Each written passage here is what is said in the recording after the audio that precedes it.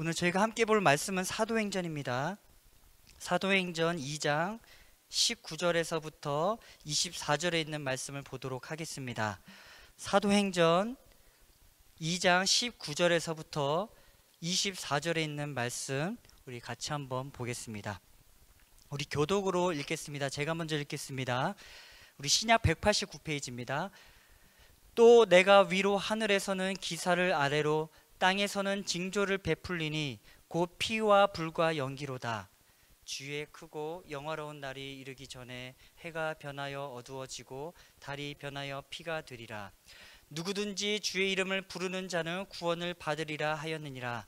이스라엘 사람들아, 이 말을 들으라. 너희도 아는 바와 같이 하나님께서 나사렛 예수로 큰 권능과 기사와 표적을 너희 가운데 베푸사 너희 앞에서 그를 증언하셨느니라.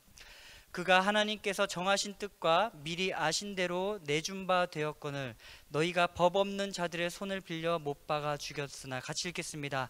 하나님께서 그를 사망의 고통에서 풀어 살리셨으니 이는 그가 사망에 매여 있을 수 없었음이라. 아멘. 지난 시간에 저희는 2장 14절에서부터 18절에 있는 말씀을 보면서 오순절 사건의 경험들은 말씀의 기준에 의해서 해석이 되어져야 한다라는 것을 우리는 보았습니다. 그래서 잠깐 기억을 되돌리면 천하 각국에서 모인 이들이 성령의 충만함을 받고 성령이 말하게 하심을 따라 각기 다른 언어로 말하기를 시작했을 때 모두가 놀랬다는 거예요. 근데 그때 이 모습을 보고 반응했던 두 가지 반응이 있다고 하지 않았습니까? 하나는 12절에 기록한 대로 다 놀라며 당황하며 어찌된 일이냐라고 놀랐던 부류가 있었던 반면에 13절에서는 바로 조롱하고 비난하면서 이건 세술에 취한 것이다, 술 취한 것이다 라고 비난했던 부류, 이렇게 두 부류의 반응이 있었다는 거예요. 그러자 베드로는 오순절 사건을 말씀에 비추어 이 일은 술에 취한 게 아니라 이미 요엘서 2장에 기록한 대로 하나님이 말씀하신 것이 성취된 것이다 라고 사도 베드로는 바로 이 말씀을 이렇게 해석해서 설명을 해주고 있었던 대목, 바로 그것을 우리가 지난 시간에 보았습니다. 우리가 알다시피 요엘의 사건을 보면 중요한 세 가지 요점이 있지 않았습니까? 하나는 모든 육체에 부어졌다는 것을 우리는 또 보았고요. 다른 하나는 성령이 물 붓듯이 충분히 부어졌다는 것이었습니다. 남녀노소 어느 누구에게 전혀 하등의 차별 없이 하나님의 영이 동등하게 부어졌던 사건이 일어나기 시작을 합니다. 그것은 물 붓듯이 충만하게 부어졌다는 거예요. 그래서 우리가 성령의 충만함을 구할 때 그 팀켈러 목사님의 그 비유처럼 하나님의 영이 우리 곁에 단단히 붙어 계시게 되는 역사가 벌어집니다. 그리고 마지막으로 세 번째는 말씀의 눈이 띄어지게 되는 일이 생긴다는 거였어요. 그래서 구약시대의 말씀에 대언하는 방법은 예언과 환상과 바로 꿈을 통해서 그 몇몇 소수의 사람들에게 하나님의 말씀이 보여주었다면, 이제는 그 성령의 역사심을 통해서 그 사람들의 그 감춰진 말씀을 어떻게 합니까? 깨닫게 되고 그 말씀을 경험하게 되고 그 말씀을 누리게 되는 일들이 바로 경험하게 되는 사건, 이것이 바로 오순절 사건의 그 역사의 일임을 바로 베드로는 요엘서의 말씀을 대언하면서 이렇게 해석하고 있었던 장면이었습니다. 그만큼 말씀의 비밀이 열리고 경험이 되어진다는 사건, 너무나도 중요한 사건이 아닌가 생각을 해봐요. 사실 저는 미국에 오기 전까지만 해도 말씀에 대한 사모함이 참 많이 부족했던 것 같았어요. 그래서 말씀의 지식이 너무나도 부족했습니다. 근데 말씀을 구했던 계기가 한 번 있었습니다. 그것은 찬양 중에 말씀이 선포되고 말씀으로 기도하는 것이 정말 이렇게 큰 능력이 있구나 라는 것을 제가 뒤늦게 미국에 와서 깨달았던 것 같아요. 그런데 저도 아무리 말씀을 읽어도 잘 열리지가 않더라고요. 말씀이 깨달아지지가 않았습니다. 어떻게 말씀을 봐야 하는지도 몰랐습니다. 그런데 제가 미시건에 있을 때 그곳에서 안식년으로 오셨던 지금 한국성서대학교 구약학 교수로 계시는 그 강규성 교수님과 말씀을 한번 1대1로 공부한 적이 있었어요. 근데 그때 제가 교수님께 교수님, 제가 전도사로 있으면서도 부끄럽지만 말씀을 너무나도 잘 모릅니다. 좀 말씀 공부 좀 시켜주세요 하고 교수님께 부탁을 드린 적이 있었어요. 그래서 이제 흔쾌히 수락을 해주시고 그때 이제 공부를 하게 됐는데, 그때 제가 깨달았던 것은 성경은 다른 것이 아니라 하나님의 스토리 안에서 하나님을 찾아가는 것, 이것이 바로 우리가 해야 할 성경 방법이었구나 라는 것을 좀 깨닫게 되었어요.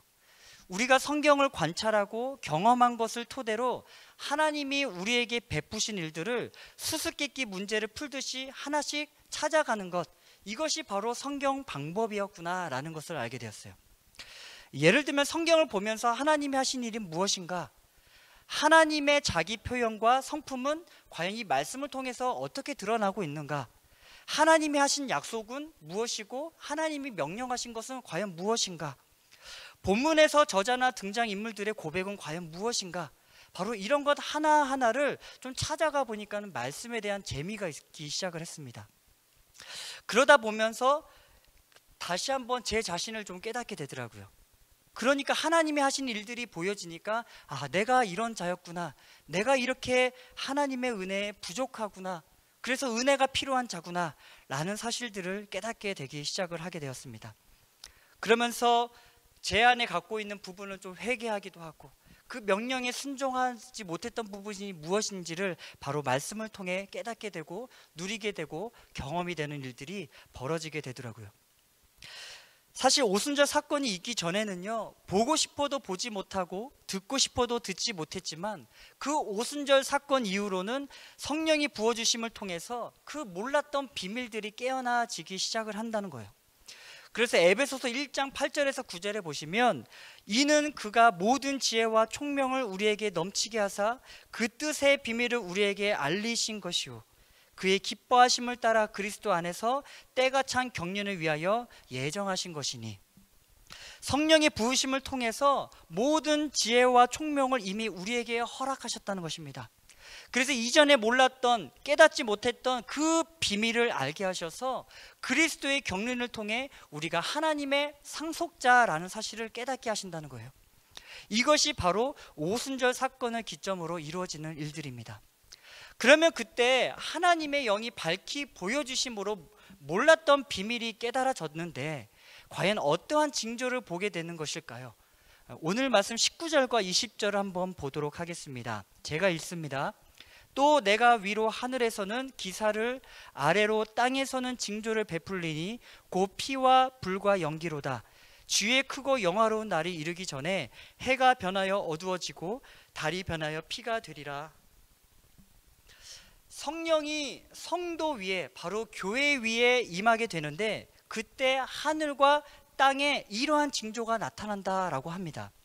하늘에서는 징조가 드러나는데 해가 어두워지고 달이 핏빛으로 밝히 드러난다는 거예요.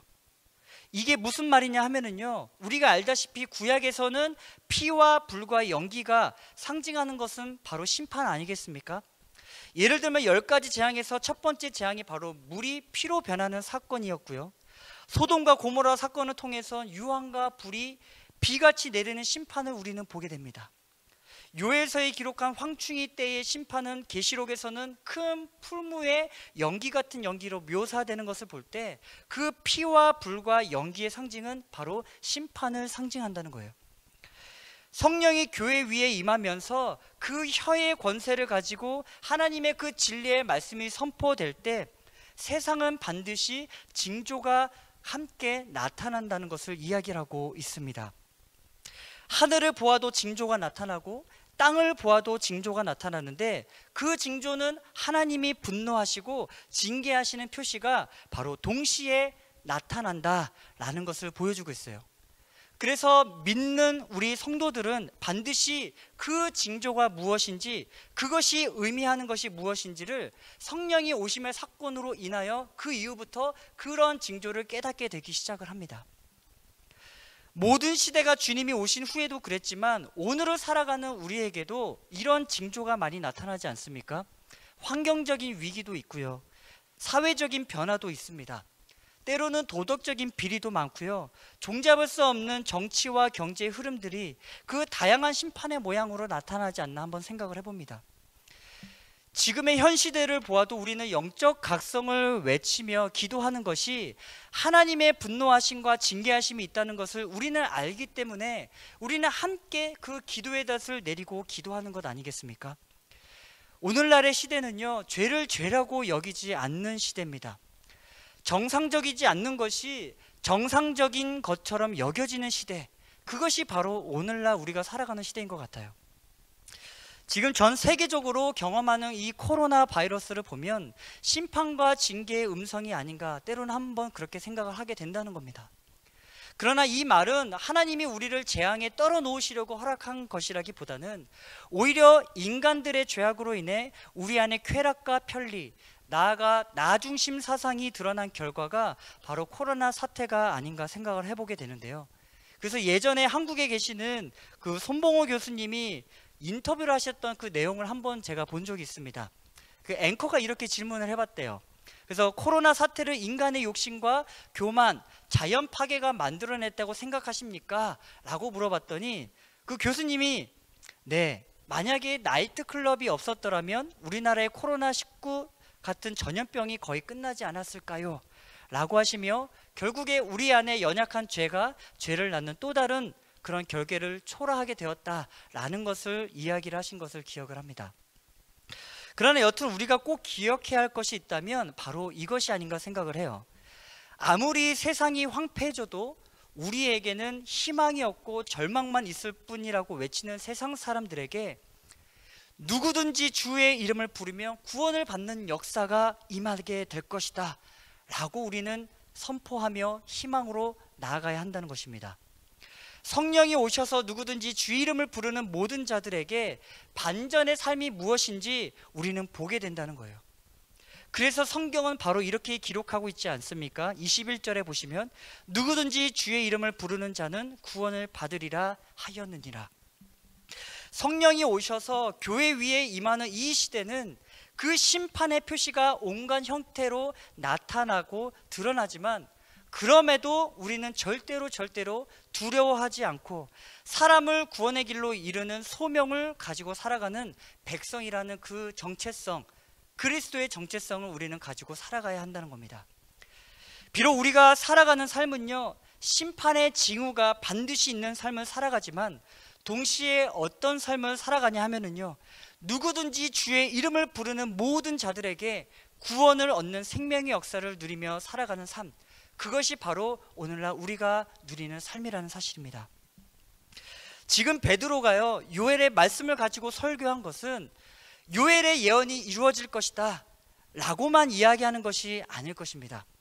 분명히 이것은 말씀이 우리 안에 반드시 이루어질 것이다 라는 것의 확신을 저와 여러분들에게 보여주기 위해 너무나도 좋은 근거가 되지만 사실 이보다 더 중요한 것을 보여주기 위함이 아닌가, 그 다음 말씀을 보면서 찾게 되었어요. 22절의 말씀을 보시면 이스라엘 사람들아 이 말을 들으라. 너희도 아는 바와 같이 하나님께서 나사렛 예수로 큰 권능과 기사와 표적을 너희 가운데서 베푸사 너희 앞에서 그를 증언하셨느니라. 무엇입니까? 바로 예수의 사건을 증거하기 위함이라는 게 보이지 않습니까? 베드로의 핵심은요, 지금 예수의 사건을 증거하기 위함이랐다는 거예요. 오순절 사건은 요엘의 예언을 가지고 설명한 뒤에 바로 이야기한 대목이 바로 나사렛 예수라는 것입니다. 우리가 보았지만 지금 베드로는 예수를 무엇이라 불렀습니까? 그냥 예수라고 부르지 않았습니다. 앞에 나사렛 예수라고 붙였습니다. 22절 앞부분에서도 보시면 베드로는 이렇게 이야기를 합니다. 이스라엘아 들으라. Man of Israel, listen to this 라고 한 뒤 예수를 설명할 때 나사렛 예수라고 부르더라고요. 베드로는요, 이스라엘 백성들이요, 잘 들으십시오. 내가 이야기하는 예수는 여러분들이 눈으로 보았고 귀로 익히 들었던 나사렛 땅에 살았던 예수인데 하나님이 큰 일사와 능력을 가지고 그분을 바로 예수 그리스도를 증거하게 하셨습니다 라는 것을 베드로는 선포하고 있다는 겁니다. 여러분, 그 증거가 무엇입니까? 바로 사람이기도 하지만 그분은 하나님이라는 거예요. 바로 그 놀라운 증거를 베드로는 선포하고 있다는 것입니다. 23절에 보시면 그가 하나님께서 정하신 뜻과 미리 아신 대로 내준 바 되었거늘 너희가 법 없는 자들의 손을 빌려 못 박아 죽였으나, 하나님이신 동시에 사람인 나사렛 예수를 사람들이 죽였다라는 거예요. 법 없는 자들, 즉 율법을 모르고 메시아의 약속이 없는 로마 사람들의 손에 피를 묻혀 그 예수를 죽였다라는 것입니다. 그래서 베드로는 바로 예수가 십자가에 죽은 사건을 이렇게 설명하고 있다는 거예요. 사람으로 이 땅에 오셨을 뿐만 아니라 동시에 하나님이신 예수를 바로 우리가 죽였다라고 말입니다. 23절을 다시 한번 보면은요, 그가 하나님께서 정하신 뜻과 미리 아신 대로 내준 바 되었거늘 너희가 법 없는 자들의 손을 빌려 못 박아 죽였으나. 여러분, 십자가 사건은요, 없어야 되는 비참한 사건도 아니고요, 뭔가 실수로 우연히 일어난 사건도 아니라는 겁니다. 하나님의 뜻과 정하신 계획에 따라 주님이 죽으신 사건이 바로 무엇입니까? 그것이 바로 십자가 사건이라는 거예요. 동시에 너희가 못 박아 죽으신 사건이 십자가 사건이었다고 합니다. 십자가 사건은요, 바로 이 두 가지가 함께 공존했던 사건이라는 걸 베드로는 이야기하고 있어요. 우리가 주님을 죽인 사건이지만 동시에 우리가 죽이기만 한 악하고 나쁜 일이기보단 하나님이 정하신 뜻과 계획에 따라 이루어진 사건, 여러분, 이것이 바로 십자가의 사건이라는 것입니다. 마태복음 26장에 보시면 예수께서 베드로가 칼을 빼서 그 대제사장의 종을 쳐 그 귀를 떨어뜨렸을 때 주님이 이렇게 이야기하지 않습니까? 그 26장 53절에 보시면 너는 내가 내 아버지께 구하여 지금 12군단 더 되는 천사를 보내시게 할 수 없는 줄로 아느냐?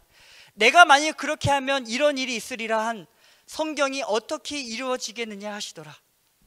주님은요, 힘이 없어서 잡혀가시는 게 아니라는 거예요. 얼마든지 제압하실 수 있는 분이신데 아버지 하나님이 바로 당신의 그 정하신 뜻 때문에 그렇게 묵묵히 그 길을 걸어가신 것이라는 거예요. 주님은 정하신 뜻이 있기 때문에 그 뜻에 순종하며 갔다는 것입니다. 요한복음 19장 10절과 11절에도 보시면 예수님이 본디오 빌라도에게 재판을 받을 때 그 빌라도가 이렇게 이야기를 합니다. 빌라도가 이르되 내게 말하지 아니하느냐? 내가 너를 놓을 권한도 있고 십자가에 못 박을 권한도 있는 줄 알지 못하느냐? 그러자 예수님이 대답하시되 위에서 주지 아니하셨더라면 나를 해할 권한이 없으리니 그러므로 나를 내게 넘겨준 자의 죄는 더 크다 하시니라. 예수님은 하나님이 정하신 뜻이 있다는 걸 이야기하신다는 거예요. 저는 이걸 보면서 느낀 것이 바로 이것이구나. 하나님이 우리의 죄를 다루시는 모습이 바로 이런 것이구나. 저는 이것이 많이 깨달아지게 되었습니다. 죄인으로 태어나 죄를 끝없이 이겨내지 못하는 인간의 어리석음을 아시는 주님이 예수 그리스도가 아니고서는 죄가 해결될 수 없음을 아시고 주님을 십자가에 달게 하신 것이구나. 그래서 우리가 죄가 사여지고 죄가 통치되는 일이 있도록 그 당신의 고귀한 아들을 죽이신 것이구나 라고 말입니다. 우리는요, 주라 시인한 자들의 모임인 바로 교회 성도임에도 불구하고 저와 여러분들 안에는 여전히 죄의 습관이 있기 때문에 죄를 이겨낼 수 있는 습성이 우리 안에 없다는 것입니다. 그럴 때 하나님이 정하신 뜻과 세우심을 따라 아들을 죽이심으로 죄의 권세를 다스렸다는 사실, 여러분, 이것이 바로 복음이라는 거예요. 비록 우리 안에 성령이 계심에도 불구하고 여전히 죄와 은혜의 싸움을 통해서 여전히 우리는 죄를 경험할 수는 있지만 죄에 끌려다니지 않도록 주님이 예수 그리스도라는 백신을 허락하셨다는 것입니다. 죄에 우리가 넘어질 수는 있지만 죄가 우리를 좌지우지하지 않는 일은요, 오직 예수 그리스도의 일을 통해, 이것을 통해서만, 십자가의 사건을 통해서만 가능하다는 겁니다. 저는 사실 이 말씀을 준비하면서 제 안에 가지고 있었던 궁금증이 하나 있었습니다. 그것은요, 지금 우리가 겪고 있는 바로 이 코로나 사태, 이것이 일어난 것이 과연 우리들의 죄 때문인가? 라는 생각을 한 수도 없이 몇 번을 해봤던 것 같아요. 그래서 이것을 우리의 재앙으로만 봐야 하는 것인가? 라고 말이죠. 비록 이것이 하나님이 허락하신 사건이라는 건 알겠는데 과연 이것이 우리의 죄의 결과라는 것인가? 라는 궁금증을 갖고 한번 접근을 한번 해보게 되었습니다. 앞에 서두에도 분명히 구원과 심판은 동시에 일어나기에 우리가 살아가는 삶 속에 하나님의 분노와 징계의 심판이 오늘을 살아가는 우리에게 일어난다고 했는데, 그렇다면 이 코로나 바이러스가 우리의 죄악의 결과에 따른 하나님의 심판으로 봐야 하는가? 라는 것을 말입니다. 그런데 오늘 저는 이 말씀을 보면서, 이 말씀을 준비하면서 제가 얻은 결과는 다른 게 아니었습니다. 오늘 우리가 보았던 말씀처럼 십자가의 사건은 하나님의 뜻과 정하심이 있었던 동시에 인간이 예수를 죽인 사건이 바로 십자가의 사건이듯이, 오늘날 우리가 경험하는 이 시대 또한 우리의 무지와 악함으로 인해 드러난 사건이지만 동시에 우리가 죽이기만 한 악하고 나쁜 일이라기보단 하나님의 정하신 뜻과 계획에 따라 이루어진 사건이라는 것, 이것이 오버랩되며 생각이 되더라고요. 저는요, 우리가 이 사실 하나만 좀 기억하면 좋을 것 같습니다. 주님은요, 죄를 이겨내지 못하는 인간의 어리석음을 아시고 오직 주님이 아니고서는 모든 것이 해결될 수 없음을 미리 아신 바 되셨기 때문에 당신의 아들을 죽이시며 우리를 사랑하시는 분이시라는 걸 우리는 잊지 않기를 간절히 소원합니다. 오히려 저는 이런 상황일수록 예수님을 더 깊이 묵상하고 예수님 앞으로 우리가 나아가야 하는 것, 그래서 우리의 해결책은 다른 것이 아니라 예수의 이름을 부르며 예수 앞에 엎드리며 우리의 희망과 소망이 되신 그 예수를 붙드는 것, 그것이 바로 우리의 인생의 이 어려운 시기의 해결책이 아닌가 생각을 해봅니다. 한국에서 많은 한국의 교회, 많은 주변의 목사님들과 지인분들과 많은 연락을 좀 하고 있습니다. 많은 성도님들이 이렇게 궁금하다고 이야기를 합니다. 도대체 어떻게 우리 교회들은 움직여야 할까요? 그때 솔직하게 이렇게 이야기를 하셨다고 합니다. 죄송합니다, 모릅니다, 아무런 해결이 없습니다 라고 그렇게 이야기를 하셨더랍니다. 정말 그런 것 같습니다. 한 번도 경험해 보지 못했던 일들이 우리에게 일어났기 때문에 한치 앞을 바라볼 수 없는 게 우리의 연약함이지만, 그러나 우리는 알지 않습니까? 이런 상황일수록 더욱더 우리는요, 근본이신 예수 그리스도를 붙들고 나아가야 한다는 것, 그 십자가 사건을 통해 주님이 우리에게 보여주신 바 된 그런 일들이 여전히 지금의 똑같은 상황 속에서 우리가 못 박히고 우리가 예수를 못 박으라고 죽였던 그 죄악의 모습, 그러나 여전히 하나님의 뜻과 정하심이 있었던 그 사건이 있었던 것처럼 우리가 살아가는 이 삶은 바로 그러한 시대의 동일한 역사의 시간이 아닌가, 저는 그렇게 생각을 합니다. 우리는요, 오직 예수님밖에 없습니다. 자나깨나 일어나도 오직 예수, 그 예수를 붙드는 신앙이 다시 한번 이 어지러운 시간에 회복되기를 간절히 축원드립니다. 말씀을 정리합니다. 베드로는요, 오순절 사건을 통해서 말씀이 우리 안에 반드시 이루어질 것이다 라는 것의 확신을 우리에게 보여주고 알려주었지만, 사실 이보다 더 중요한 사건을 보여주기 위함이라는 것을 오늘 말씀을 통해 보았습니다. 여러분, 그것이 무엇입니까? 바로 예수 그리스도의 사건이라는 겁니다. 비록 우리가 예수를 죽였지만, 그러나 동시에 우리를 위해 하나님의 정하신 뜻과 미리 하신 바 되었다는 사실을 기억하며 오늘도 우리가 다시 한번 죄로 물든 우리의 삶에 십자가 사건이 얼마나 귀한 것인가 라는 것을 깨닫는 저와 여러분이 되길 예수님의 이름으로 축원드리겠습니다. 아멘.